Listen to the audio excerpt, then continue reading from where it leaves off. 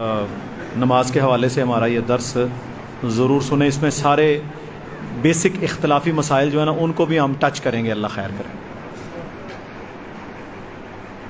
الحمدللہ رب العالمین والصلاة والسلام علی اشرف الانبیاء والمرسلین وعلی آلہ واصحابہ اجمعین ومن تبعہم بإحسان الی یوم الدین. اما بعد، نماز کا مسنون طریقہ، اس پر شروع سے ہی امت مسلمہ میں بہت ساری تقسیم ہے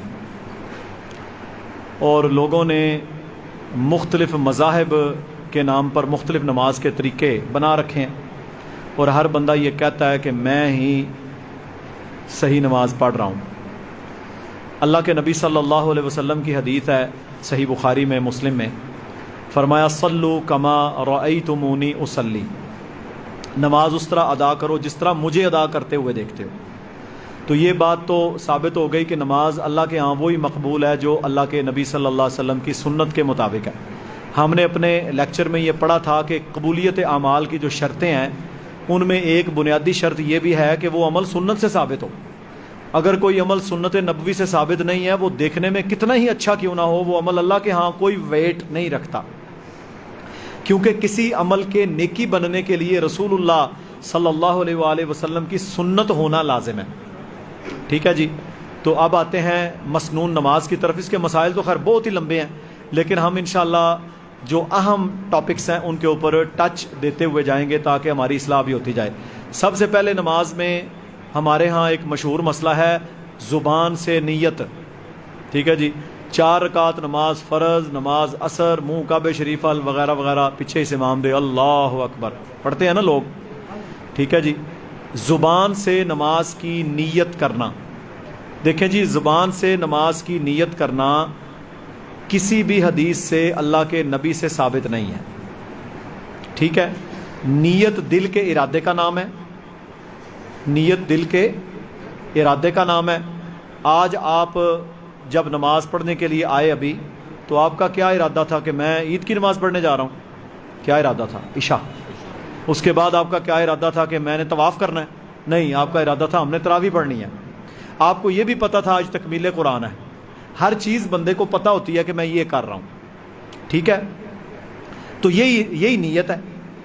جب بندہ ظہر کی نماز کے لیے وضو کرتا ہے تو وہ یہ نہیں سوچ رہا ہوتا کہ میں فجر کا وضو کر رہا ہوں یا میں تہجد کے لیے اٹھوں. وہ اسے پتہ ہے میں نے اب ظہر کی نماز کے لیے وضو کرنا ہے، میں پہلے سنتے پڑھوں گا.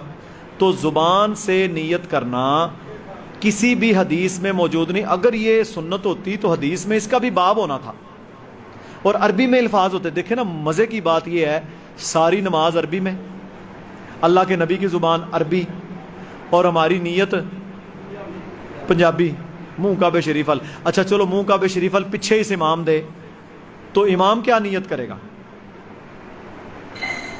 کہ میں ان کے آگے، میں اپنے مقتدیوں کے آگے اللہ اکبر. بھائی بات یہ ہے کہ یہ کام ہی سنت سے ثابت نہیں ہے. تو بات یہ ثابت ہوئی کہ زبان سے نماز کی نیت کرنا اللہ کے نبی صلی اللہ علیہ وسلم کا عمل یا فعل نہیں ہے. آپ کا وضو کرنا، نماز کی تیاری کرنا ہی اس کی نیت ہے. ٹھیک ہے. اب آپ جس دن عید کی نماز پڑھنے کے لیے جائیں گے تو آپ کو پتہ ہے آج میں نے کپڑے پہنے ہیں، میں عید پڑھنے جا رہا ہوں، یہی نیت ہے. ٹھیک ہے. تو اس حوالے سے کوئی بھی حدیث ہی موجود نہیں ہے، نہ عمل موجود ہے. اور اس بارے میں اصول ہے کہ من عمل عملا لیس علیہ امرنا فہو رد. جس نے کوئی ایسا عمل کیا جس پر ہمارا حکم نہیں ہے وہ عمل مردود ہے. ٹھیک ہے. اس پر حکم نہیں ہے، عمل نہیں ہے تو یہ عمل مردود ہے. دوسرے نمبر پر ہمارے ہاں اکثر لوگ کم علمی کے اندر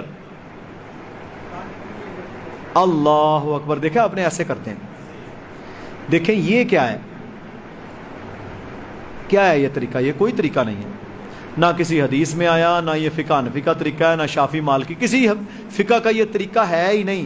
یہ لوگوں کا وہم ہے. اصل وہ نا کان کی لو کو پتہ نہیں ٹچ کرنے کا، یا ان کا کوئی وہم ہے شروع سے، اور ایسے ہاتھ کرنا. حالانکہ یہ جو ہوتا ہے نا تکبیر تحریمہ، یہ بنیادی طور کے اوپر استلام ہے. جس طرح آپ حجر اسود کے پاس گئے، آپ نے بوسہ لیا، بوسہ نہیں لینے ہوتا تو آپ نے کیا کہنا ہے؟ بسم اللہ اللہ اکبر. ٹھیک ہے. یہ استلام ہے اور اس میں اللہ کے نبی صلی اللہ علیہ وسلم کے ہاتھ اٹھانے کا طریقہ صحابہ نے بیان کیا. مالک ابن حویرث رضی اللہ تعالیٰ عنہ نے بیان کیا، وائل ابن حجر رضی اللہ تعالیٰ عنہ نے بیان کیا، عبداللہ بن عمر رضی اللہ تعالیٰ عنہ نے بیان کیا، سہل ابن سعد رضی اللہ تعالیٰ عنہ نے بیان کیا، ابو حمید السعدی رضی اللہ تعالیٰ عنہ نے، بے شمار صحابہ نے اللہ کے نبی صلی اللہ علیہ وسلم کی نماز کا طریقہ بیان کیا، بخاری، مسلم میں، ابو داود میں، دیگر کتابوں میں۔ وہ کیا ہوتا تھا کہ آپ صلی اللہ علیہ وسلم اپنے ہاتھوں کو قبلہ رخ رکھتے، اس طرح سیدھا، انگلیاں بند نہیں ہوتی تھی، بالکل نارمل روٹین میں، اور آپ صلی اللہ علیہ وسلم، یہ استلام ہے نا، بالکل سیدھا قبلہ رخ، آپ صلی اللہ علیہ وسلم انہیں کندھوں تک اٹھاتے تھے۔ ایک یہ عمل ہے، صحیح بخاری میں عبداللہ بن عمر کی حدیث ہے، کندھوں تک اٹھاتے۔ مالک ابن حویرث کی روایت ہے، آپ صلی اللہ علیہ وسلم کانوں کی لو کے برابر اٹھاتے۔ اچھا، اس حدیث سے لوگوں کو وہم پڑ گیا یہ کرنے کا، حالانکہ اس کی دلیل کوئی نہیں۔ کانوں کی لو کے برابر اٹھانے سے مراد یہ ہے کہ کندھوں سے تھوڑا سا اونچا، یعنی یہاں تک آپ اٹھائیں تو اللہ اکبر، اللہ، یہ دونوں طریقے ٹھیک ہیں۔ اس کے درمیان جتنا ہے 4-5 انچ، اس میں آپ اٹھا سکتے ہیں، ٹھیک ہے جی۔ تکبیر تحریمہ اللہ اکبر، یہ ہو گیا۔ اب اس میں ایسے ٹچ کرنے کی کوئی دلیل نہیں، کچھ لوگ جلدی میں ایسے کر دیتے ہیں، یہ ساری کیا ہے، سستیاں ہماری، کم علمی ہے، اس سے بچنا چاہیے۔ استلام کرنا ہے، ہاتھ بالکل سیدھے، قبلہ رخ، کندھے تک اٹھائیں، یہاں تک اٹھائیں کانوں کی لو کے برابر۔ اس کے بعد آ جاتا ہے ہاتھوں کو باندھنا۔ ہاتھوں کو باندھنے کے حوالے سے جو سب سے اصح یعنی صحیح ترین حدیث ہے وہ ہے صحیح بخاری میں، اس کے راوی ہیں حضرت سہل بن سعد رضی اللہ عنہ۔ وہ کہتے ہیں کہ ہمیں یہ حکم دیا جاتا تھا، ہمیں سے مراد صحابہ، ہمیں یہ حکم دیا جاتا تھا کہ ہم اپنے بائیں بازو پر، یہاں لفظ استعمال ہوا ہے ذراع، ذراع کہتے ہیں یہ حصہ، اس جوائنٹ سے لے کر یہاں تک یہ ذراع ہوتی ہے، بازو۔ ہمیں یہ حکم دیا جاتا تھا کہ ہم بائیں بازو پر اپنا دایاں ہاتھ رکھیں اور اسے باندھ لیں، ٹھیک ہے۔ آپ ادھر آؤ ذرا بیٹے، آپ اپنے بائیں بازو پر اپنا دایاں ہاتھ رکھیں ادھر، ٹھیک ہے۔ یہ آٹومیٹیکلی آپ کا سینے کے نچلے حصے پر آ جاتا ہے، اور سینہ کہاں سے سٹارٹ ہو رہا ہے؟ پہلی پسلی سے، فرسٹ رب، یہ سینہ ہے، ٹھیک ہے، اور یہ حلق تک جائے گا، یہ نرخرے تک، یہ سارا سینہ ہے، نہ یہ سینے سے باہر ہے نہ یہ سینے سے باہر ہے، ٹھیک ہے۔ تو یہ حدیث صحیح بخاری میں ہے جس میں بائیں بازو پر دایاں ہاتھ رکھنا یہ آٹومیٹیکلی آپ کا سینے پر، سینے کے نچلے حصے پر آ جاتا ہے۔ یہ ناف کے نیچے کرنا ممکن نہیں ہے، ایک تو ناف کے نیچے کی کوئی حدیث صحیح نہیں ہے، دوسرا یہ ہے کہ ممکن نہیں ہے اسے ناف سے نیچے کرنا، یہاں اگر باندھیں تو بیٹھیں بیٹھے۔ دوسرے نمبر پر حدیث ہے سنن ابو داود میں، وائل ابن حجر رضی اللہ تعالی عنہ بیان کرتے ہیں کہ رسول اللہ صلی اللہ علیہ وسلم اپنے کلائی کے جوڑ پر اپنا جوڑ رکھتے تھے، ایک یہ حدیث بھی ہے، اور اسے سینے پر باندھتے، یہاں لفظ ہے باقاعدہ علی صدرہ، اسے سینے پر باندھتے تھے، یہ بھی حدیث صحیح ہے۔ ایک حدیث حضرت حلب رضی اللہ تعالیٰ عنہ کی ہے مسند احمد کے اندر، اس میں بھی ہاتھ پر ہاتھ رکھنے کا ذکر ہے، وہاں بھی سینے کا ذکر ہے، لیکن ان دونوں روایات میں جو سب سے بیسٹ اوتھینٹک روایت ہے وہ صحیح بخاری والی ہے۔ یہاں آپ نے ہاتھ رکھنا ہے اور یہ آٹومیٹیکلی آپ کے سینے پر آ جائے گا، یہ حدیث صحیح بخاری میں موجود ہے۔ اور یہاں ایک بات اور ذہن میں رہے کہ اس کا حکم ہے، فرمایا ہمیں یہ حکم دیا جاتا تھا کہ ہم یہ عمل کریں، تو یہ لازم ہے، اس کے اگینسٹ کرنا جائز نہیں۔ دوسرے نمبر پر نماز میں ہاتھوں کا بلند کرنا یعنی رفع الیدین، ہاتھوں کا اٹھانا، یہ بھی سنت ہے، یہ سنت ہے۔ اور محدثین میں امام علی بن مدینی اور دیگر بہت سارے محدثین سے جب پوچھا جاتا کہ جو بندہ نماز میں تکبیر تحریمہ کے رفع الیدین کے بعد رفع الیدین نہ کرے تو فرمایا اس کی نماز ناقص ہے، نقص والی ہے، یعنی اس نے ایک سنت پر عمل ہی نہیں کیا۔ تو اس کے بارے میں عبداللہ بن عمر رضی اللہ تعالیٰ عنہ کی حدیث ہے صحیح بخاری میں، فرمایا اللہ کے نبی صلی اللہ علیہ وسلم نماز کے شروع میں، نماز میں رکوع جاتے وقت، رکوع سے اٹھتے وقت، اور 2 رکعتیں پڑھ کے تیسری کے لیے کھڑے ہوتے وقت اپنے ہاتھوں کو کندھوں تک اٹھایا کرتے تھے. ولا يرفع بین السجدتین، دو سجدوں کے درمیان نہیں اٹھاتے تھے. ٹھیک ہے، یہ صحیح بخاری کی حدیث ہے.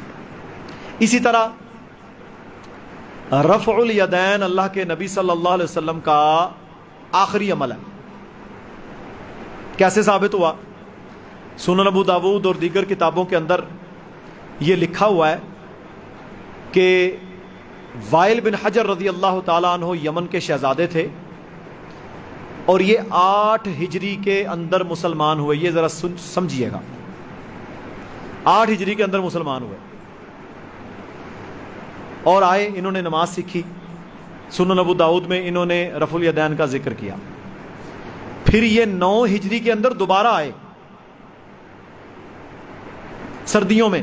صحیح مسلم میں حدیث ہے، کہتے ہیں ہم جب مدینہ میں آئے تو اللہ کے نبی صلی اللہ علیہ وسلم اس وقت نماز پڑھا رہے تھے. میں نے دیکھا کہ آپ نے چادر پہنی ہوئی تھی، یعنی وہ جس طرح ہم چادر لے لیتے ہیں سردی میں. آپ نے اپنے ہاتھوں کو باہر نکالا اور انہیں کندھوں تک اٹھایا. یہ عمل ہے. اس کے بعد میرے بھائیوں آپ صلی اللہ علیہ وسلم چند ماہ زندہ رہے اور ربیع الاول اگلے سال میں آپ کی وفات ہو گئی. تو یہ آپ علیہ الصلوۃ والسلام کا عمل ہے جو آپ صلی اللہ علیہ وسلم نے اپنی زندگی کے آخری ایام تک کیا.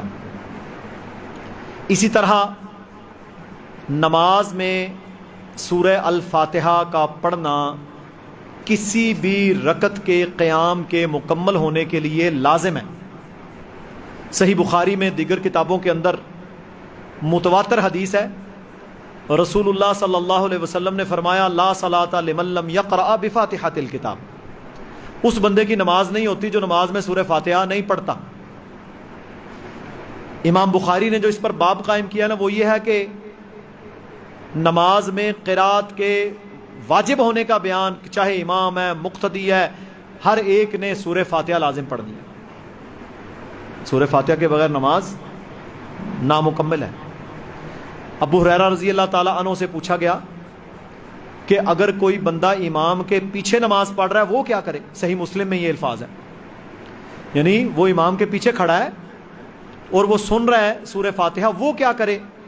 تو فرمایا اقرأ بہا فی نفسک، وہ اپنے دل میں پڑھے گا، یعنی آہستہ سے وہ پڑھے گا امام کے ساتھ.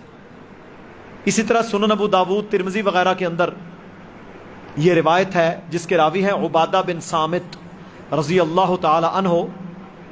وہ کہتے ہیں کہ ایک بار مدینہ منورہ کے اندر اللہ کے نبی صلی اللہ علیہ وسلم ہمیں فجر کی جماعت کروا رہے تھے کہ کچھ لوگوں نے آپ کے پیچھے قرآن بلند آواز سے پڑھنا شروع کر دیا، جس کی وجہ سے آپ کو ڈسٹربنس ہوئی.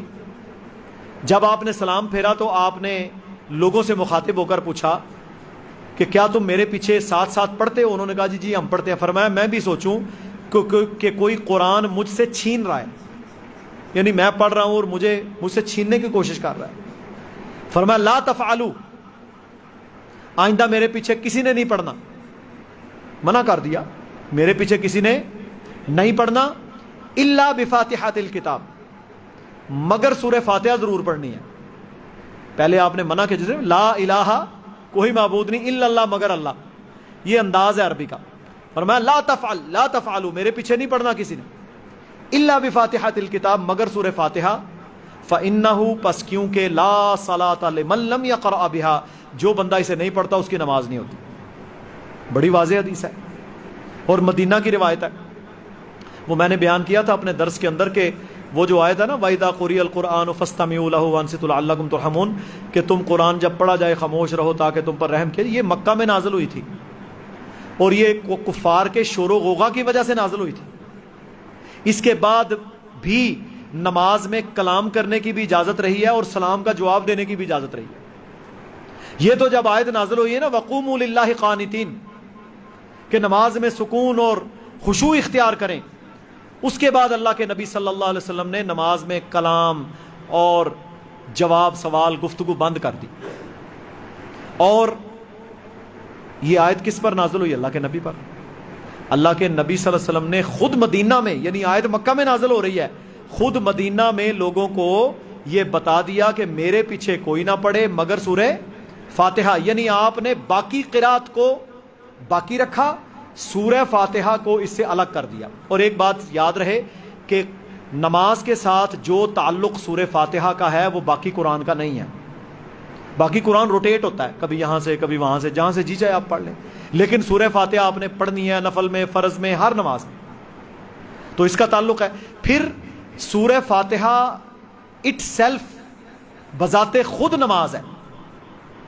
صحیح مسلم میں رسول اللہ صلی اللہ علیہ وسلم کا فرمان ہے، قسمت الصلاۃ بینی و بین عبدی، میں نے نماز کو اپنے اور بندے کے درمیان تقسیم کر لیا. میرا بندہ کہتا ہے الحمدللہ رب العالمین، تو اللہ جواب دیتا ہے دیکھو میرے بندے نے میری تعریف کی. اب یہاں اللہ نے، یہ حدیث قدسی ہے، یہاں اللہ نے سورہ فاتحہ کو نماز قرار دیا، یعنی اس کا ایک نماز الصلاۃ بھی ہے. ٹھیک ہے، تو یہ ایک لمبی اس میں احادیث ہے. بہرحال اسی طرح نماز ادا کرتے ہوئے خشوع و خضوع اختیار کرنا بھی فرض ہے. یہ ہمارے پاکستان میں بہت بڑی بیماری ہے بر صغیر میں، کہ یہاں لوگ تراویح آپ دیکھیں 20 رکھتے ہیں تراویح، اور جناب پونے گھنٹے میں وہ 1000 کی سپیڈ کے اوپر. قرآن کی تو سمجھ ہی نہیں آتی، حافظ کو سمجھ نہیں آتی، عام بندہ کہاں جائے گا؟ یعلمون تعلمون کے علاوہ ہمیں تو کچھ نہیں پتہ چلتا. ایک سانس میں سورہ فاتحہ، اس کے بعد جناب 5 سیکنڈ میں دڑل فارغ. یار یہ ظلم ہے قرآن کے ساتھ. اللہ کا کلام ہے، اللہ کے کلام کے ساتھ یہ ظلم نہ کریں کہ کسی بیچارے کو سمجھ ہی نہ آئے، اور پھر ایسا کرنا یہ قرآن کی توہین بھی ہے.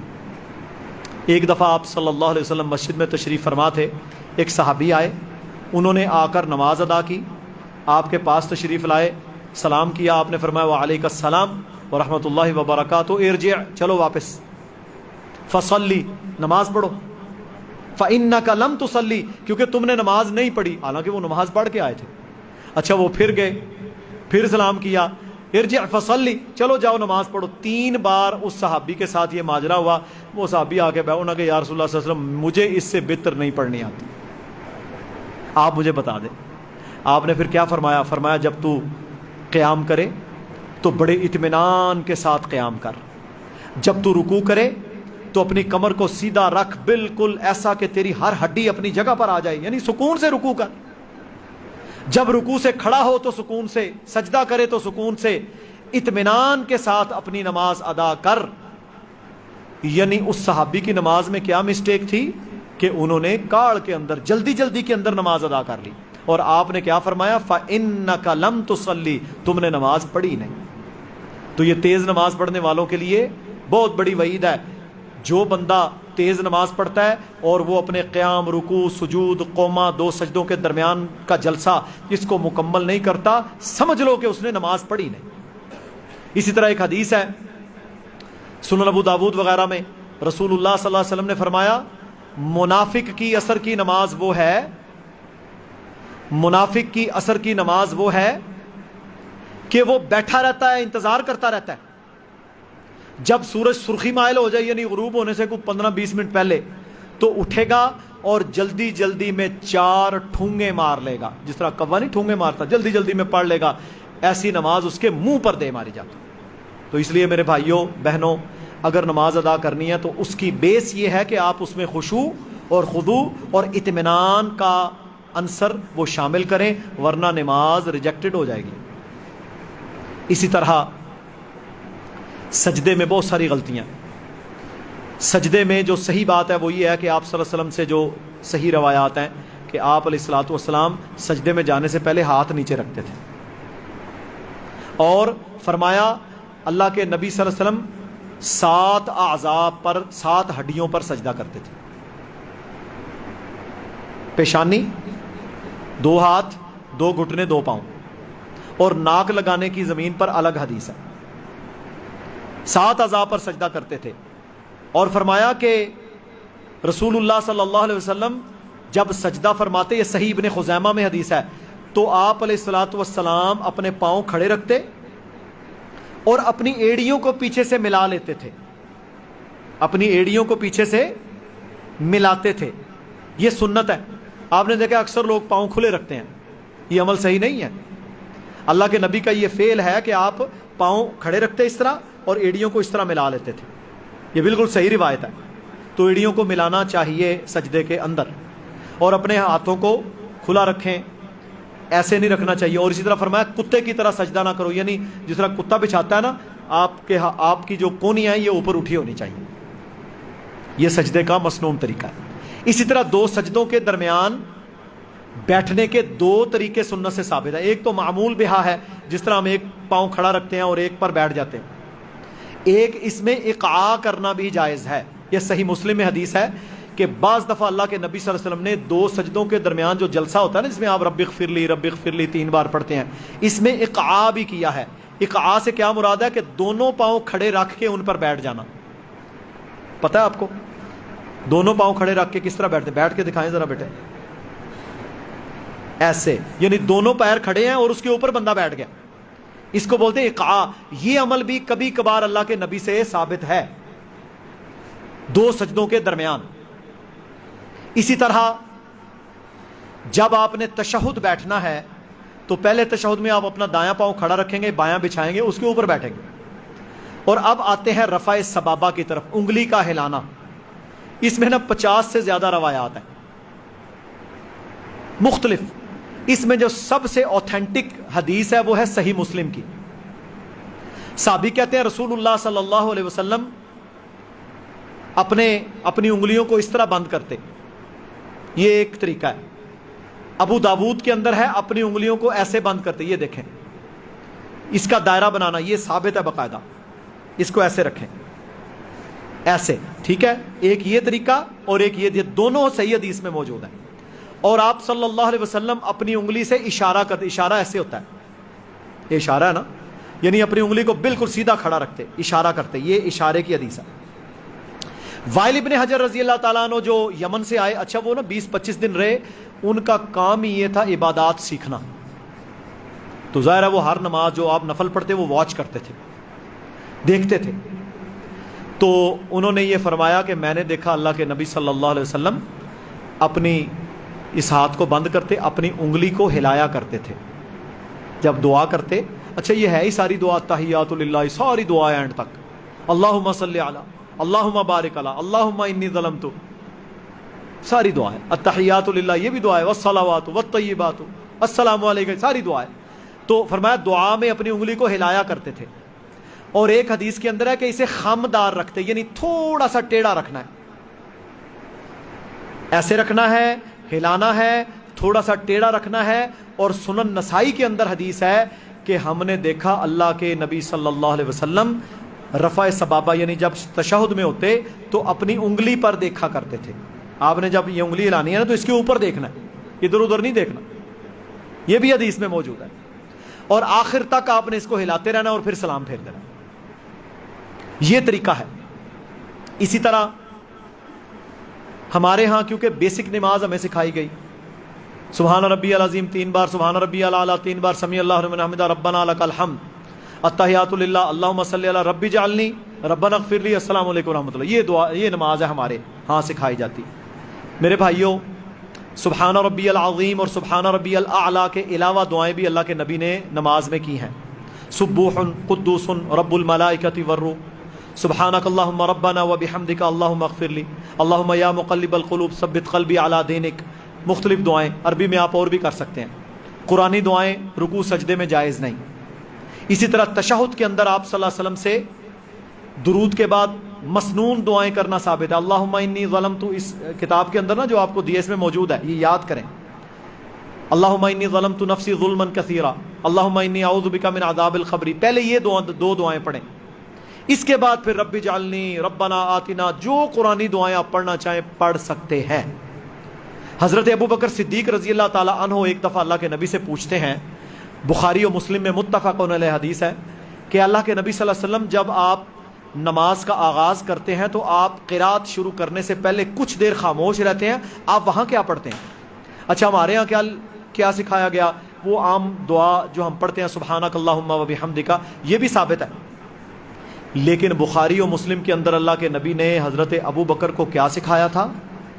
فرمایا جب میں فاتحہ پڑھنے سے پہلے خاموش رہتا ہوں تو وہاں میں یہ پڑھتا ہوں. یہ بخاری میں بھی ہے, مسلم میں بھی ہے, اور باقی ساری کتابوں میں ہے. اللہم باعد بینی و بین خطایا کما باعدت بین المشرق والمغرب. اللہم نقینی من الخطایا، یہ دعا استفتاح ہے، اصل یہ ہے اللہم، یہ اس میں ہے حسن مسلم کے اندر، یہ یاد کریں۔ 3 دعائیں استفتاح پڑھنا ثابت ہے، اور ایک تینوں پڑھ بھی سکتے ہیں آپ۔ ایک یہ والی اللہم باعد بینی و بین خطایایا کما باعدت بین المشرق والمغرب، اللہم نقینی من الخطایا کما ینقی الثوب الابیض من الدنس، اللہم اغسل خطایایا بالماء والثلج والبرد۔ صحیح مسلم میں بالثلج والماء والبرد 2 الفاظ ہیں۔ اسی طرح دعا استفتاح میں سبحانک اللہم و بحمدک، یہ پڑھنا بھی ثابت ہے۔ اسی طرح دعا استفتاح میں اللہ اکبر کبیرا والحمد للہ کثیرا وسبحان اللہ بکرۃ واصیلا، یہ پڑھنا بھی ثابت ہے۔ تینوں دعائیں کوئی ایک بھی پڑھ لے تو اس میں افضل اللہم باعد بینی والی ہے۔ اس کے بعد اللہ کے نبی صلی اللہ علیہ وسلم اعوذ باللہ السمیع العلیم من الشیطان الرجیم من ہمزہ ونفخہ ونفثہ، یہ پڑھتے تھے۔ بسم اللہ الرحمن الرحیم، پھر آگے سورہ فاتحہ۔ اعوذ باللہ من الشیطان الرجیم بھی پڑھا جا سکتا ہے۔ بات سمجھ آ گئی؟ تو یعنی بتانے کا مقصد ہے، یہ کتاب آپ کو دی ہے، اس میں یہ ساری دعائیں بما حوالہ موجود ہیں، یعنی آپ اصل ریفرنس بخاری کتابوں سے چیک کر لیں تو مسنون نماز سیکھیں، تاکہ ہم دیکھیں نا دنیا کے امتحان میں کیا کہتے ہیں جی 33% نمبر لیے تو باپ الٹا لٹکائے گا۔ ابھی تو 33 کی دور کی بات ہے، ابھی تو 85% لے کے آئے تاں بھی نہیں چھڑ دے، وہ کہتے ہیں تو A++ کیوں نہیں لیا، 99.5%، تیرا میڈیکل کا جناب وہ نہیں، ڈپریشن ہو گیا نا بچوں کو۔ تو 33% وہ تھوڑی سی جو یاد کیا، بیسٹ دینا ہے نا اللہ کو، دنیا میں بیسٹ دینا ہے تو اللہ کو بھی بیسٹ دینا ہے، تو بیسٹ میں بیسٹ دعائیں، بیسٹ نماز، اور پھر کو میری آپ کی نہیں، اللہ کے نبی کی نماز ہے یہ صلی اللہ علیہ وسلم۔ تو یہ ہو گیا جی۔ اس کے بعد آخری رکعت کے اندر جب آپ آخری رکعت کے بعد آپ تشہد بیٹھتے ہیں تو اس میں تورک کرنا بھی سنت ہے، یعنی اپنا ایک پاؤں کھڑا رکھیں اور ایک ٹانگ نیچے سے نکال کر اپنی سرین کے اوپر بیٹھا جائے، اپنی سرین کے اوپر بیٹھا جائے، بٹک کے اوپر بیٹھا جائے، یہ بھی سنت ہے آخری تشہد میں، اس کو عمل کرنا چاہیے۔ اسی طرح جب آپ 2 رکعتیں پڑھ کے تیسری کے لیے کھڑے ہوتے ہیں، 1 رکعت پڑھ کے دوسری کے لیے کھڑے ہوتے ہیں، اور تیسری پڑھ کے چوتھی کے لیے کھڑے ہوتے ہیں، تو اس میں کھڑے ہونے سے پہلے جلسہ استراحہ، یہ بھی صحیح بخاری میں حدیث ہے، تھوڑی دیر بیٹھ کر اٹھنا۔ تو یہ سارے سنت کے اعمال ہیں، اور انشاءاللہ تعالی یہ میں گروپ میں شیئر کروں گا، صحیح نماز نبوی بک ہے، آپ سارے وہ پڑھیں، اس میں ایک ایک بات باحوالہ الحمدللہ نقل کی گئی ہے۔ نماز سنت کے مطابق ہوگی تو انشاءاللہ نماز اللہ کے ہاں قبول ہوگی۔ ٹھیک ہے، یہ میں نے نا بڑا بیسک آپ کو ایک ریویو دے دیا ہے تاکہ آپ کو نماز کا پتہ چل جائے۔ باقی انشاءاللہ اس میں وہ کتاب ہے، اس کتاب کے اندر مکمل تفصیل موجود ہے، ایک ایک ریفرنس۔ آگے دیکھیں نا اذان کے مسائل ہیں، وہی 2 گھنٹے لگ جائیں، دوہری اذان، سنگل اذان، دوہری اقامت، سنگل اقامت، سارا وہ پھر ایک لمبا پروسیس ہے۔ تو انشاءاللہ اس کتاب کے اندر یہ بھی موجود ہے، میں وہ بھیجوں گا انشاءاللہ، اب آپ اس سے استفادہ حاصل کریں۔ تو یہ جی نماز کا ہلکا پھلکا سا میں نے ٹچ دیا ہے، باقی اب رفع الیدین کا مسئلہ کھول لیں تو اس کے اوپر گھنٹہ گفتگو ہو سکتی ہے۔ تو اس کی حدیث کی تخریج میں نے نا آڈیوز ریکارڈ کر کے رکھی ہوئی ہیں، آپ سوال کیجئے گا گروپ میں عید کے بعد، آپ کو وہ آڈیو جو ریکارڈڈ ہے آلریڈی وہ میں بھیج دوں گا، اس میں پوری تحقیق، فاتحہ خلف الامام کی پوری تحقیق وہ آلریڈی ریکارڈڈ ہے، تو آپ کو انشاءاللہ تعالیٰ اس سے فائدہ ہو جائے گا۔ تو اس حوالے سے کسی کا کوئی سوال ہو تو وہ کر لیں۔ ربی جعلنی مقیم الصلاۃ یا ربنا اغفر لی ولوالدی، یہ آیات قرآنی ہیں، اس کا حوالہ کوئی نہیں ہے، یہ ویسے دعا کے طور پہ ہمارے بر صغیر میں پڑھی جاتی ہے۔ مسنون دعائیں وہ 2 ہیں، اللہم انی ظلمت، اللہم انی اعوذ بک، جو اللہ کے نبی نے پڑھی ہیں۔ اس کے بعد آپ نے عمومی حکم دیا کہ درود کے بعد آپ جو دعا چاہے کر لو، اس میں قرآن کی جتنی دعائیں وہ آپ پڑھ سکتے ہیں۔ اس کا ربی جلنی کا حوالہ مجھے نہیں مل سکا۔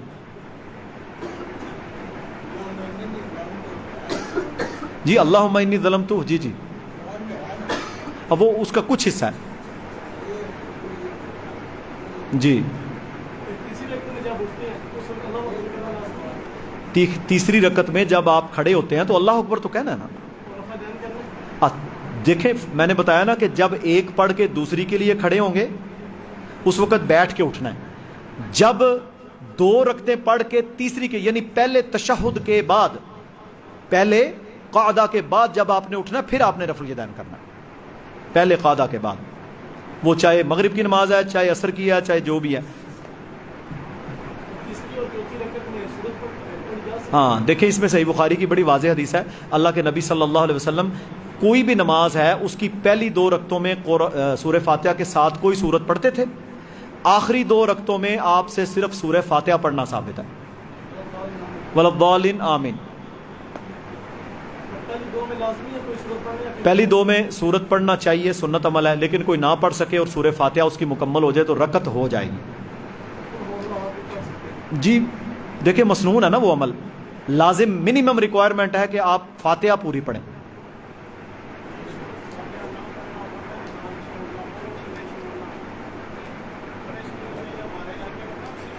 اصل میں بر صغیر پاک و ہند میں یا ترکی کے اندر، میں خود ترکی میں بھی گیا ہوں، یہاں پر حنفی اسکول آف تھاٹ کو فالو کرتے ہیں لوگ، تو وہ کہتے ہیں جی ہم حنفی ہیں، ہم یہ عمل نہیں کرتے۔ جی واضح حدیثیں ہیں، بعض ضعیف روایات موجود ہیں۔ اصل میں پتہ کیا تھا، میں اب بات کو تھوڑا کھول لیتا ہوں۔ امام ابو داود، امام ترمذی، دیگر محدثین، انہوں نے جب باب باندھے ہیں نا تو انہوں نے ایک باب باندھا ہے نماز میں رفع الیدین کرنے کا بیان، اس میں ساری کرنے کی روایات لے کر آئے، وہ بالکل صحیح سند کے ساتھ اعلیٰ، وہ بخاری مسلم میں بھی ہے۔ پھر ایک باب باندھا وہ جو یہ کہے کہ رفع الیدین صرف پہلی بار کرنا چاہیے، یہ بھی روایت ابو داؤد ترمذی میں ہے۔ عبداللہ بن مسعود رضی اللہ تعالیٰ عنہ کہتے ہیں کہ اللہ کے نبی کو میں نے دیکھا آپ نے ایک بار ہاتھ اٹھائے پھر نہیں اٹھائے۔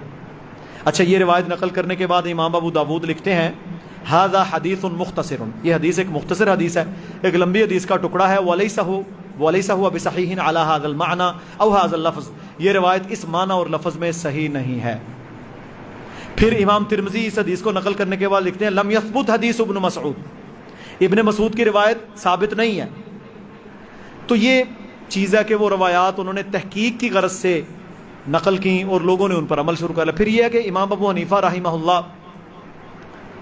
ان کی کوئی مستند کتاب اس کائنات میں موجود ہی نہیں، آپ کے جتنے فتاوی ہمیں ملتے ہیں وہ ان کے شاگردوں کے ذریعے سے ملتے ہیں۔ انہوں نے کچھ نقل کر لیے، قاضی ابو یوسف ہیں، محمد بن حسن الشیبانی ہیں، اچھا ان کا امام ابو حنیفہ رحمہ اللہ اور ان کے شاگردوں کا بھی 60% مسائل میں اختلاف ہے۔ تو بات یہ ہے کہ میں تو اکثر یہ کہتا ہوں کہ سب سے بہترین دور اللہ کے نبی کا دور ہے، سب سے بہترین زمانہ اللہ کے نبی کا زمانہ ہے۔ اور امام ابو حنیفہ یہ پہلے فقیہ ہیں، یہ 80 ہجری میں پیدا ہوئے، 80 ہجری میں ان کی پیدائش ہوئی ہے۔ 20 سال تو بندے کو لگ ہی جاتے ہیں، 15-20 سال کچھ پڑھنے پڑھانے عالم بننے میں، یعنی 100 ہجری میں کوفہ کے اندر ابو حنیفہ رحمہ اللہ کسی علمی مقام پر پہنچے ہوں گے۔ اچھا سوال یہ ہے کہ 100 سال یہ تھوڑا وقت نہیں ہوتا، پاکستان نو بنیا 75 سال ہو گئے نے تے پے عذاب ہے، کہتے ہیں 75 سالوں میں کچھ نہیں ہو سکا۔ 100 سال اللہ کے نبی صلی اللہ علیہ وسلم کے بعد جو لوگ عمل کرتے تھے وہ کون سا عمل تھا، یہ ہے اصل سوال۔ 100 سال پہلے والے لوگ کس عمل پر عمل کرتے تھے، کیونکہ امام حنفی مذہب تو بنا ہی 400 ہجری میں، تو وہ جس عمل پر عمل کرتے تھے وہ دین ہے، سنت ہے، اور وہاں کوئی آپ کو ایسا نہیں ملے گا جو رفع الیدین نہ کرتا ہو، کوئی نہیں ملے گا۔ امام بخاری نے کتاب لکھی نا، وہ کہتے ہیں مجھے ایک صحابی بھی ایسے نہیں ملتے جن سے صحیح سند سے ثابت ہو کہ وہ نماز میں رفع الیدین نہیں کرتے تھے۔ ٹھیک ہے، تو بھائی عمل وہ ہے جو ان محدثین کے پیدا ہونے سے، اچھا اس وقت نا 100 ہجری تک میں تھوڑا بتا دیتا ہوں، آخری صحابی رسول فوت ہوئے ہیں 110 ہجری میں، 110 ہجری میں، ان کا نام تھا ابو طفیل رضی اللہ تعالی عنہ، آخری صحابی رسول۔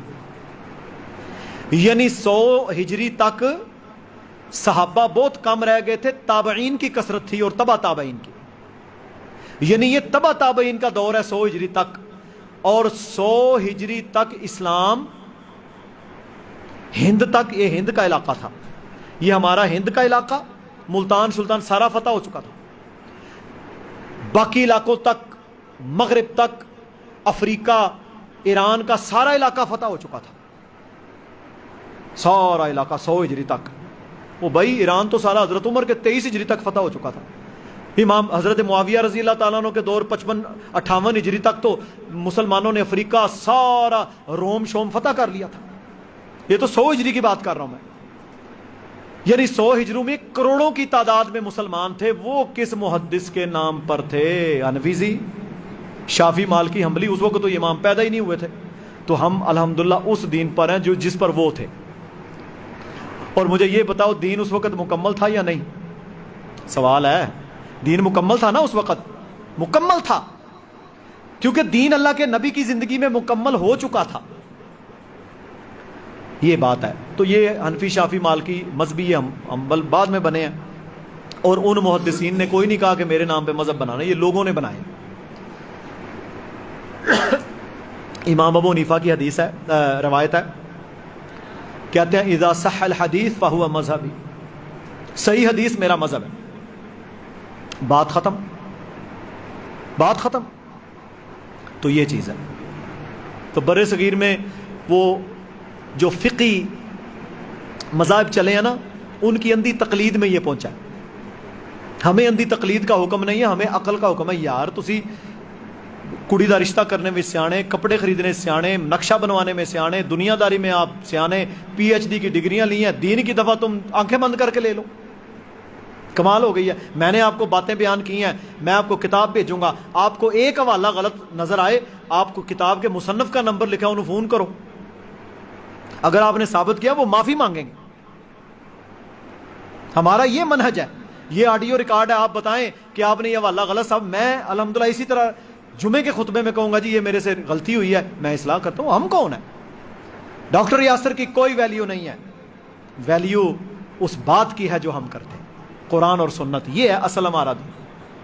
ہم کیوں اندھی کسی کی تقلید کریں یا کروائیں؟ ہاں جی.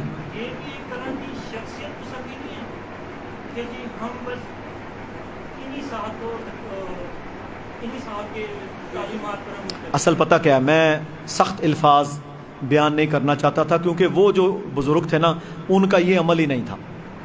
انہوں نے امام مالک، امام شافعی، یار وہ ہمارے سار کے تاج ہیں. اللہ اکبر. ان کی کتابیں پڑھیں.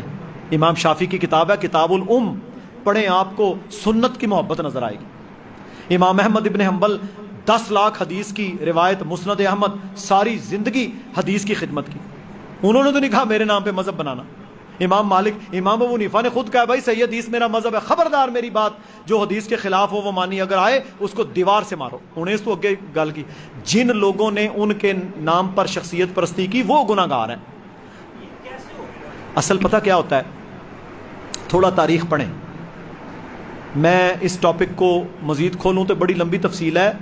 شروع کے ادوار میں 13 امام تھے، 13-14 امام تھے جن کے نام، جن کا فتویٰ چلتا تھا. اچھا اس کی میں تھوڑی آپ کو لاجک بیان کرتا ہوں.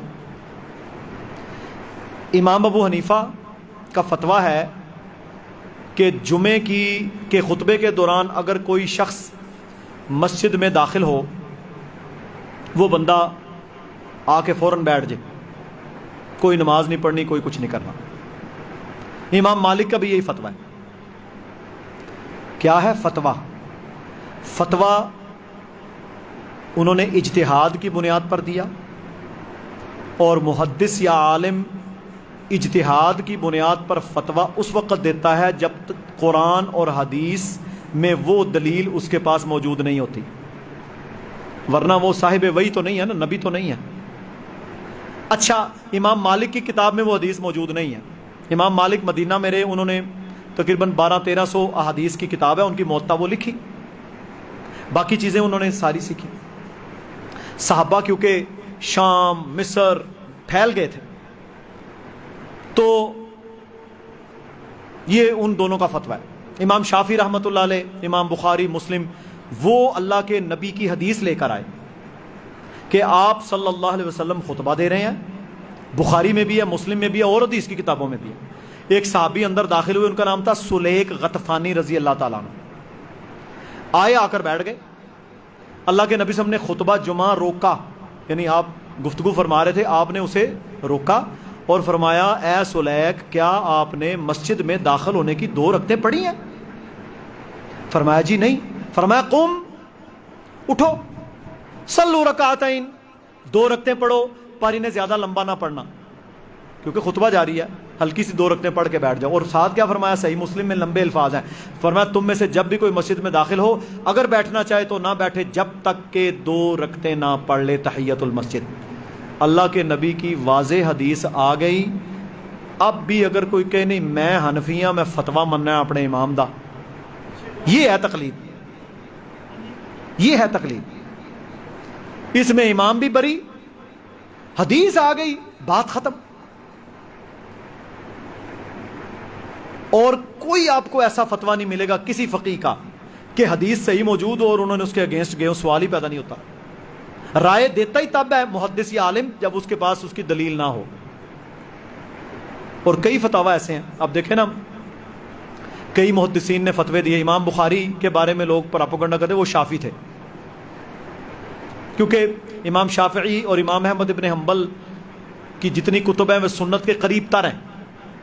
امام بخاری کو لوگوں آپ شافعی کے مقلد ہیں, انہوں نے کہا نہیں, وہ حدیث لے کے آئے ہیں صحیح بخاری میں. کیا حدیث لے کے آئے ہیں؟ کہتے ہیں اللہ کے نبی صلی اللہ علیہ وسلم نے وضو فرمایا, آپ نے نماز میں جانے سے پہلے اپنی زوجہ ہماری ماں کا بوسہ لیا, اور آپ نماز پر گئے اور آپ نے وضو نہیں کیا. حدیث سمجھ آئی؟ وضو کیا, وضو کے بعد اپنی بیوی کی پیشانی پر یا رخسار پر بوسہ لیا, اور آپ نماز پڑھنے کے لیے گئے اور وضو دوبارہ نہیں کیا. کیوں حدیث لے کر آئے؟ امام شافعی کا یہ مسلک ہے فقہ شافعی میں کہ کسی با وضو بندے کا عورت کو ہاتھ لگ جائے تو وضو ٹوٹ جاتا ہے.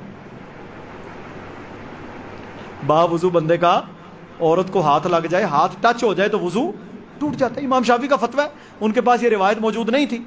امام بخاری میں لے کر آئے اور لوگوں کو بتایا کہ لوگوں میں شافعی کا مقلد نہیں ہوں. بات سمجھ آئی ہے میری بات؟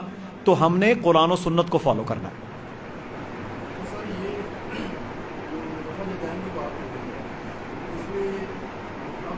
بھائی جو ہمارے یہ عیدین کی نماز میں جو رفع یدین کرتے ہیں وہاں پہ تو کوئی حدیث کا کوئی روایت موجود نہیں ہے نا کہ عید کی نماز کے لیے اسپیسیفک جو ہے نا آپ رفع یدین کریں, تب بھی تکبیر بولیں کہیں اور جو رفع یدین کریں.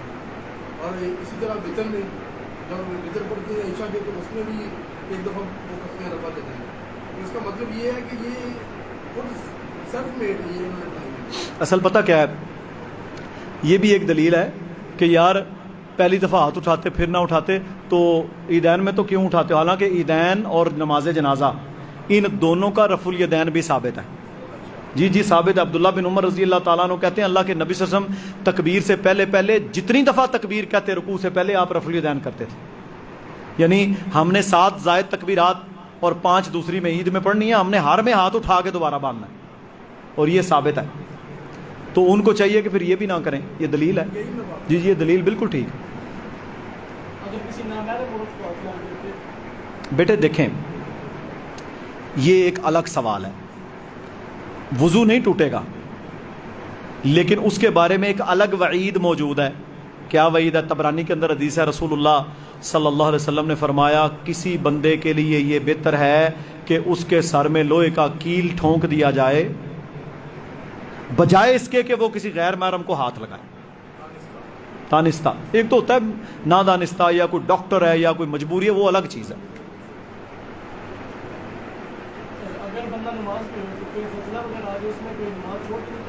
دیکھیں جی نماز میں اگر کسی کی جان کو خدشہ ہے تو نماز چھوڑی جا سکتی ہے, سلام پھیر کے آپ بھاگ سکتے ہیں. کوئی بندہ قتل ہو گیا, کوئی بچہ کو آگ میں جل رہا ہے تو کوئی اس میں حرج نہیں ہے. حضرت عمر رضی اللہ تعالیٰ عنہ پر جب اس ظالم نے حملہ کیا تھا ابو لولو فیروز نے, تو عبد الرحمن بن عوف آگے بڑھے, وہ بے ہوشوں کے نیچے گرے. بعض صحابہ نے نماز چھوڑ کر حضرت عمر کو سنبھالا, کچھ نے اس ظالم کو پکڑا, باقیوں نے نماز جاری رکھی.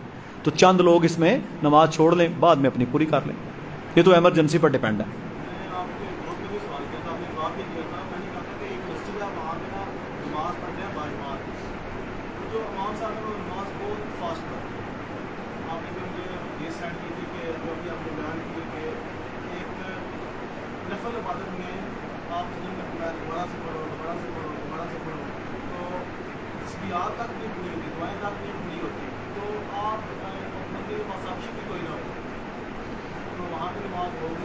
اصل میں ایسا جو امام ہوتا ہے نا بہت تیز نماز پڑھنے والا جو ارکان بھی مکمل نہیں کرتا، ایک تو یہ ہے کہ اسے دعوت دیں، اس کا کھانا بنائیں، طریقہ کار ہوتا ہے دعوت ہے، یہ تو ہوتا ہے کسی کو چونڈی وڈنا، تو تیز پڑھنا ہے، ایک ہوتا ہے اس کو کھانا بنائیں، اس کو کوئی ضیافت کریں، چائے پہ بلا لیں، ویسے کہ قاری صاحب میں نے آپ کے ساتھ ذرا بیٹھنا آیا ہم تو وہ کوئی مسئلہ نہیں، اسے لے کے بٹھائیں، اس کو کہیں جی یہ حدیث میں نے پڑھی ہے مجھے ذرا اس کا مفہوم سمجھا دے، یہ طریقہ کار ہے، یہ نہ کہیں کہ آپ غلط کر رہے ہیں، انہیں کہا جی مجھے اس کا مفہوم سمجھا دے کیا ہے۔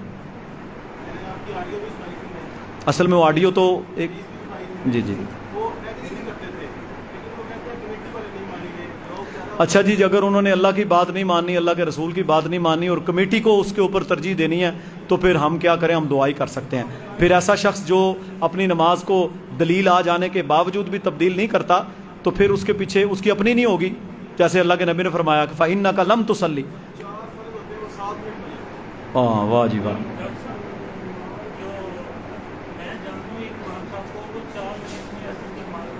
4 منٹ میں اثر کی، تسی 7 منٹ کہندے ہو، 4 منٹ میں اثر کی نماز جو پڑھا دیتا ہے، مجھے بتائیں اس کا کیا وہ اندر پڑتا ہوگا، یہ زیادتی ہے۔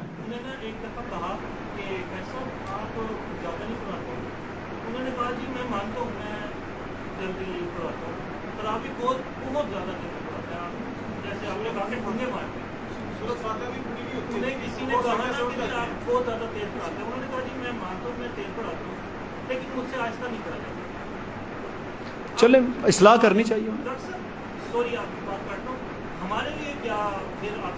ایسا شخص جو ارکان پورے نہیں کر رہا اس کے پیچھے نماز نہیں پڑھنی بس۔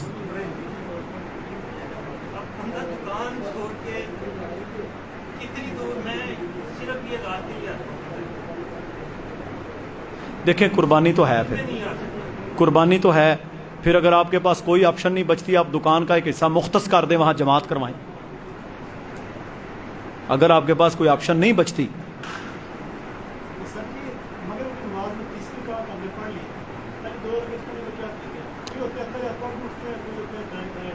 نہیں اتحیات تو پڑھنا ہی پڑھنا ہے نا، پہلی کے بعد اتحیات تو آپ نے امام کے ساتھ پڑھ لی، ٹھیک ہے، دوسری رکعت کے بعد آپ نے پھر بیٹھنا ہے اتحیات دوسری رکعت والا، تیسری کے بعد تیسری والا بیٹھنا ہے، آپ تیسری میں شامل ہوئے ہیں نا، ایک رکعت آپ نے امام کے ساتھ پڑھی، اتحیات بیٹھ کے امام نے سلام پھر آپ کھڑے ہو گئے، اب آپ کی یہ سیکنڈ رکعت ہے، سیکنڈ رکعت کے بعد آپ پھر تشہد بیٹھیں گے، بیٹھنا ہے وہ، ٹھیک ہے، پھر کھڑے ہوں گے، پھر آپ کی ہوگی تیسری رکعت، تیسری کے بعد آپ پھر بیٹھیں گے نہ، وہ آپ کی تیسری ہوگی، آپ کی پہلی ہوگی جو امام کے ساتھ یہ شامل ہوئے۔ حدیث کے الفاظ ہیں جب آپ کسی مسجد کسی جماعت کے ساتھ شامل ہو جاؤ تو جو تمہیں مل جائے وہ پا لیا تم نے، جو رہ جائے وہ بعد میں پڑھ لو، یعنی آپ کی جو پہلی رکعت ہے جس میں آپ شامل ہوئے ہیں چاہے وہ ان کی تیسری ہو چوتھی ہو، اور آپ کی آخری رکعت وہی ہے جو آپ کی آخری رکعت ہے، ترتیب ہے اس میں۔ سر اگر نماز مطلب مشغول ہے، نماز پڑھ ہے، باہر سے کوئی بندہ آیا اس نے السلام علیکم کہا، اس کا اس کے لیے کیا حکم ہے؟ سنن ابو داود میں حدیث ہے، رسول اللہ صلی اللہ علیہ وسلم نے ایک بار کسی شخص نے آپ کو نماز کی حالت میں سلام کیا تو آپ علیہ الصلوۃ والسلام نے اپنے ہاتھ کو اس طرح بلند کیا، یہ دیکھ رہے ہیں، دائیں ہاتھ کے اشارے کے ساتھ اس کا جواب دینا جائز ہے۔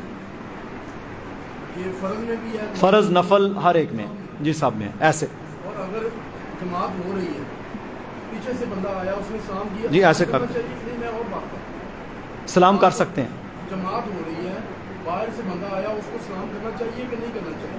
وہ سلام کر سکتا ہے، کیونکہ اگر منع ہوتا تو آپ سب فرماتے خبردار کو اسلام کرے، آپ نے سلام کرنے سے منع نہیں کیا بلکہ اشارے سے جواب دے دیا۔ اور نماز میں اگر وصف سے وغیرہ آتے ہیں، خیالات آتے ہیں الٹے پلٹے، اس کے لیے اس کا طریقہ ترمذی شریف کے اندر ہے، ایک صحابی تھے جن کو نماز میں بہت وسوسے آتے تھے، عثمان ان کا نام تھا رضی اللہ عنہ، تو اللہ کے نبی نے فرمایا یہ خنزب شیطان ہے، تم اعوذ باللہ من الشیطان الرجیم پڑھ کے 3 بار تھتکارا کرو بائیں طرف، تو پھر ان کے وسوسے زائل ہو گئے نماز کی حالت میں، بائیں طرف۔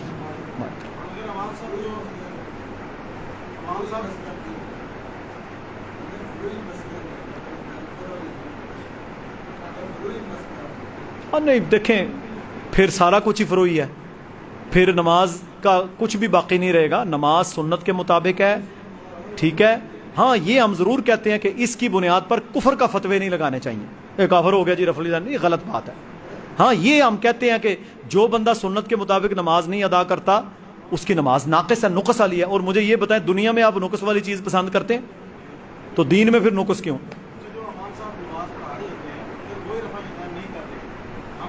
آپ کریں گے, آپ نے سنت پہ عمل کرنا ہے, نماز ہو جائے گی. آپ نے سنت پہ عمل کرنا ہے. آپ نے امام کے عمل نہ کرنے کی وجہ سے سنت نہیں چھوڑ دیں. امام آمین نہیں کہہ رہا, آپ آمین کہیں گے.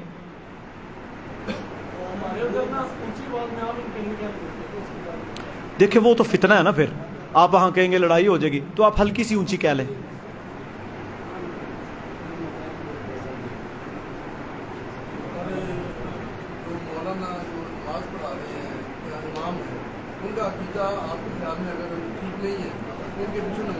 دیکھیں جی صرف اس امام کے پیچھے نماز پڑھنا جائز نہیں ہے جو بندہ شرک اکبر کرتا ہے.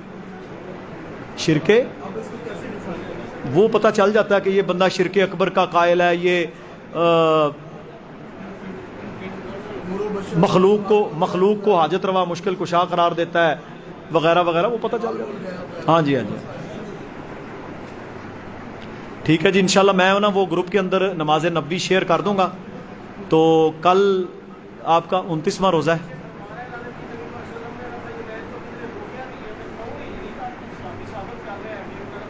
میں ہی کیا نا, کوئی روکیا نہیں.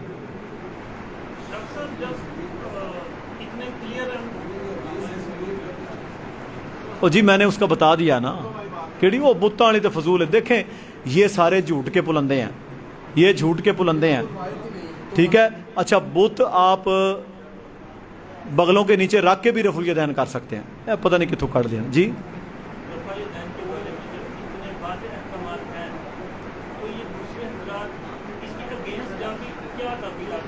دیکھیں یہ اس کو بولتے ہیں تقلید جامد. جب بندہ تقلید جامد کرتا ہے وہ کہتا ہے ہم غیر عالم ہیں, ہم نے امام ابو حنیفہ کو پاگل تھے, انہیں نہیں علم تھا وغیرہ وغیرہ وغیرہ, تو وہ پھر ایک سسٹم بن جاتا ہے. وہ ضعیف روایات کچھ ہیں نا جو میں نے ایک بات بیان کیا, ان کے اوپر پھر وہ عمل کرتے ہیں اور صحیح روایات کو چھوڑ دیتے ہیں. اب دیکھیں نا ایک ضعیف روایت عبداللہ بن مسعود رضی اللہ تعالیٰ عنہ کی ہے, جس محدث نے نقل کی وہ خود اسے ضعیف قرار دے رہا ہے, ابو داؤد بھی ترمذی بھی, اور وہ دونوں محدث خود رفع الیدین کرنے کے قائل ہیں. دونوں محدث خود رفع الیدین کرنے کے قائل ہیں. اور کیا کہتے ہیں عبداللہ بن مسعود پرانے صحابی تھے, عبداللہ بن عمر نوجوان لڑکا تھا. ایک کو کمپیریزن نہیں یار بھائی, صحابہ کا تو کمپیریزن ہی نہیں ہو رہا, یہاں تو کمپیریزن ہو رہا ہے. بات ہو رہی ہے حدیث کی. حدیث اگر ابن مسعود کی ثابت ہوتی تو بات ہی ختم. تو یہ علمی بحث انہوں نے بنا دی. لیکن ایک بات ہے, 95% امت مسلمہ تبا تابعین کے دور تک وہ سوائے کوفہ بغداد کے سب رفع الیدین کرتے تھے. گال مکی کوئی نہیں. آپ سب شام, مصر, عرب, حجاز, یہ ماوراء النہر کے سارے علاقے, بخارا, سمرقند, سب رفع الیدین کرتے تھے سوائے کوفہ کے. سب کرتے ہیں. یہاں پر سارا کوفی مذہب آیا, سنت ہے, یہ سنت عمل ہے, سنت موقدہ ہے. دیکھیں آپ اس طرح پھر باقی بھی کئی سنتے ہیں نماز کی, وہ کیا کیا چھوڑتا ہے بندہ. رفع الیدین کرنا, آمین بالجہر کہنا, یہ سنت ہے. ٹھیک ہے, اگر جان بوجھ کر کوئی چھوڑتا ہے سنت کو تو اس کی نماز ناقص ہے اور وہ گناہگار بھی ہوگا جان بوجھ کر. ایک تو یہ ہے کہ انہوں بیچارے نو تقلید دی پٹی بجی, انہوں پتہ ہی نہیں, یا اسے اس طرف جانے ہی نہیں دیا گیا, تو وہ پڑھ رہا ہے نماز, مخلص ہے, اس کا نظام اللہ کی طرف ہے. ایک یہ ہے کہ اسے پتہ ہے سارا سب کچھ پتہ, حجت واضح ہونے کے باوجود اسے اندر سے پتہ ہے کہ یہ صحیح ہے, پھر بھی وہ کہتا ہے نہیں میں حنفی ہوں. یہ غلط ہے. اب ان کی کئی علماء کی آپ پرانی تقریر دیکھیں نا, اس میں کہتے ہیں کہ حق اور انصاف یہ ہے کہ جو امام شافعی کا مذہب ہے, لیکن کیونکہ ہم امام ابو حنیفہ کے مقلد ہیں اس لیے ہم یہ فتویٰ نہیں مانتے. حق انصاف ہے لیکن میں نہیں ماننا. ضد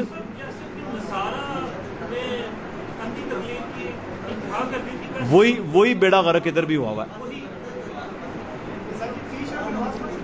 ٹی شرٹ میں نماز پڑھ سکتے ہیں, کوئی حرج نہیں یہاں تک ہو. فولڈنگ بازو نہ کریں, آستینوں کو نہ چڑھائیں.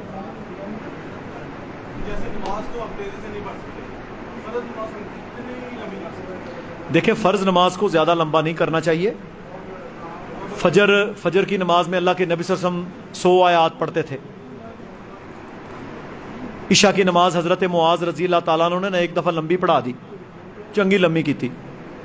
ایک صحابی آ گئے, وہ مزدور آدمی, انہوں نے کہا یا رسول اللہ صلی اللہ علیہ وسلم سارے دن دے تھکے آ رہے, انہوں نے اتنی لمبی عشاء دی. تو حضرت معاذ کو اللہ کے نبی نے فرمایا کہ کیا آپ لوگوں کو نماز سے بھگانا چاہتے ہیں؟ آئندہ کے بعد خبردار اگر آپ نے لمبی صورتیں پڑھی ہیں, چھوٹی صورتیں پڑھا کرے, سورہ 3, سورہ علم نشرہ, یہ بات بھی آئی اللہ کے نبی صلی اللہ علیہ وسلم. یعنی عشاء کی نماز میں لمبی صورتیں نہیں پڑھنی چاہیے, مغرب بھی درمیانی. صرف فجر کی نماز میں لمبی 100 آیات تک کا ذکر ہے, کیونکہ اس وقت بندہ ریلیکس ہوتا ہے. لیکن اس کو بھی بہت لمبا نہیں کرنا. جس نے لمبی نماز پڑھنی ہے, صورتوں کی صورتیں آدھا گھنٹہ, وہ نفل پڑھے. جی اکیلا پڑھ رہا ہو تو پھر اس کے پاس آپشن موجود ہے, اگر اس کے پاس ٹائم ہے تو کچھ لمبا کر لے. آپ صلی اللہ علیہ وسلم نے ایک بار کسی کی امامت میں نماز پڑھی ہے. جی ہاں, وہ ایک دفعہ تو حضرت ابو بکر صدیق رضی اللہ تعالیٰ عنہ کی تھی. دوسرے نمبر کے اوپر ایک بار آپ صلی اللہ علیہ وسلم نے عبد الرحمن بن عوف رضی اللہ تعالیٰ عنہ جماعت کرا رہے تھے, تو آپ پیچھے آ کے ملے. کون سی؟ ہاں نہیں, حضرت معاذ رضی اللہ تعالیٰ عنہ نے, حضرت معاذ کا معاملہ یہ تھا نا کہ وہ روزانہ عشاء کی نماز اللہ کے نبی کے پیچھے پڑھتے تھے مسجد نبوی میں. ان کا محلہ مسجد نبوی سے کچھ دور تھا, مدینہ سے باہر تھا. وہاں جا کر وہ دوبارہ جماعت کراتے تھے. اچھا, اس سے یہ بھی ثابت ہوتا ہے کہ ان کی نفل ہوتی تھی, لوگ نفل فرض پڑھ سکتے ہیں. تو وہاں وہ جب دوبارہ جماعت کراتے تھے, وہاں انہوں نے اپنے محلے میں لمبی نماز پڑھائی. تو وہ بندہ پھر سویرے آ گیا, انہیں کہا جی سانو تو انہوں نے کھلوا کے مارتا. یہ چیز ہے, کر سکتا ہے. یہ دلیل ہے واضح, یہ بخاری میں بھی حدیث ہے, مسلم میں بھی ہے, اور اللہ کے نبی کے دور کا عمل ہے, ڈیلی کا عمل ہے.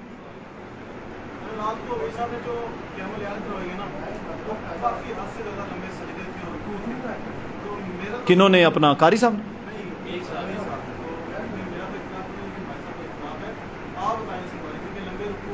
دیکھیں جی, یہ ہے نفلی عبادت.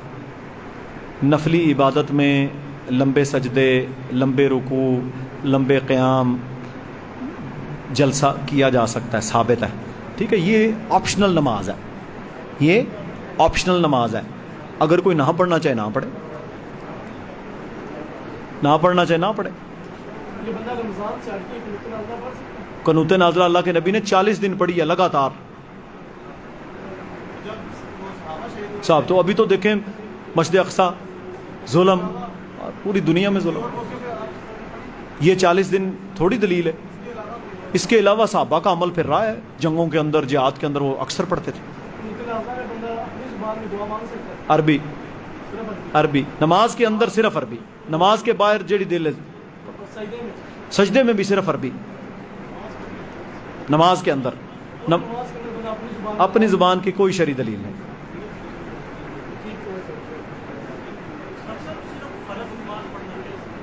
کوئی بندہ صرف فرض نماز پڑھے تو اس کا فرض ادا ہو جائے گا.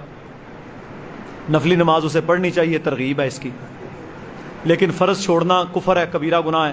نفلی نماز چھوڑنا گناہ نہیں ہے, لیکن فرضوں کے اندر کمیاں کوتاہیاں اللہ پھر نفلوں سے پوری کر دیتا ہے. جی کبھی کوئی نہیں پڑھتا تو کوئی حرج نہیں, بعد میں پڑھ لے.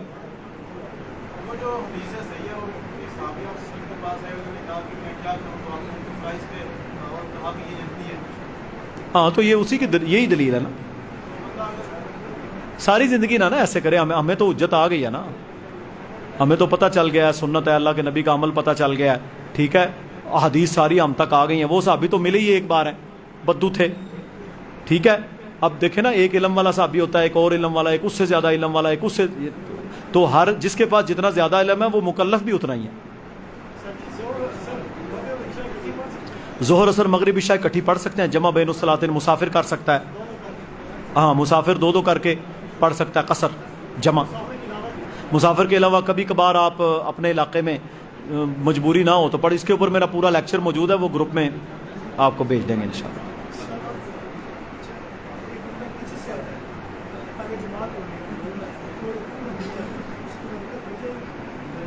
نہیں, رکوع میں نہیں ملنا. رکوع میں ملنے سے رکعت نہیں ہوگی. رکعت اس وقت تک نہیں ہوگی جب تک فاتحہ مکمل نہیں ہوتی. ہاں, سورہ فاتحہ منیمم ریکوائرمنٹ ہے قیام کے مکمل ہونے کے لیے. یعنی نفل پڑھا رہے ہیں، ٹھیک ہے، پیچھے سے ایک بندہ آیا اس نے عشاء کی نماز پڑھنی، ہاں وہ ساتھ شامل ہو جائے، ساتھ شامل ہو جائے گا امام کی دیے تو اور مفتی کوئی، اور یہ میں نے بیان کیا نا معاذ بن جبل کا عمل، وہ یہی تھا کہ وہ نفلی پڑھاتے تھے، لوگوں کی فرض ہوتی تھی۔ 21.6 کلومیٹر 3 فرسخ پوری پڑے گا، پوری پڑے گا، ہاں یہ 22 کلومیٹر پہ ہے تقریباً، پونے 22۔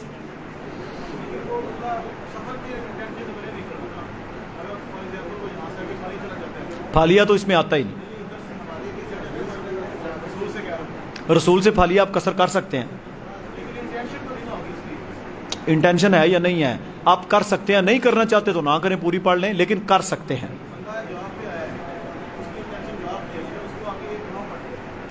کرے کرے کرے گا، قصر جمع کر لے، اللہ نے ثانی دیا، گفٹ قبول کرو۔ جی ملک وال تو ہے نا، ملک وال آ جاتا ہے، بالکل ہے، گوجرا بھی ہے، ٹھیک ہے جی، انشاءاللہ اللہ تعالیٰ سمجھنے کی عمل کی توفیق عطا فرمائے۔ سبحانک اللہم و بحمدک، اشہد ان لا الہ الا انت، استغفرک و اتوب الیک۔ اللہ سبحانہ تعالیٰ آپ کا اعتکاف قبول فرمائے جی، اور ہم نے جو کہا، جو حق تھا وہ اللہ کی طرف سے تھا، جو غلطی تھی وہ میری طرف سے اور شیطان کی طرف سے تھی، اور اللہ رب العزت ہم سب کو حق بات پر ڈٹنے کی توفیق دے۔ بارک اللہ فیکم۔ اللهم اغفر لنا وللمؤمنين والمؤمنات والمسلمين والمسلمات والف بين قلوبهم واصلح ذات بينهم وانصرهم على عدوك وعدوهم اللهم لعن الكفرة الذين يصدون عن سبيلك ويكذبون رسلك ويقاتلون أولياءك اللهم خالف بين كلمتهم وزلزل أقدامهم وأنزل بهم بأسك الذي لا ترده عن القوم المجرمين اللهم انصر الإسلام والمسلمين اللهم أعز الإسلام والمسلمين اللهم انصر المستضعفين في فلسطين اللهم انصر المستضعفين في فلسطين اللهم انصرهم واحفظهم اللهم انصرهم واحفظهم اللهم إنك عفو تحب العفو فاعف عنا سبحان ربك رب العزة عما يصفون وسلام على المرسلين والحمد لله رب العالمين۔